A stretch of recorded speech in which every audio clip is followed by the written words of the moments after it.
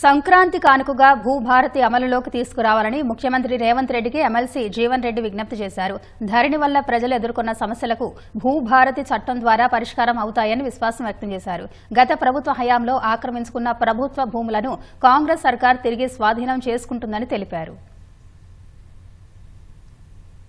సంక్రాంతి కానుకగా తెలంగాణ రాష్ట్ర ప్రభుత్వం ఈ భూభారతిని తక్షణమే అమలుకు తేవడంతో పాటుగా గ్రామ స్థాయిలో రెవెన్యూ వ్యవస్థను పునరుద్దరింపబడే విధంగా మీకు ఒక విఆర్ఓ గాని అనుబంధంగా విఆర్ఏను కూడా నియామకం చేయగలిగినట్టయితే మన గ్రామీణ ప్రాంతంలో మనకు సమస్యలకు అన్నింటికీ పరిష్కారం తక్షణమే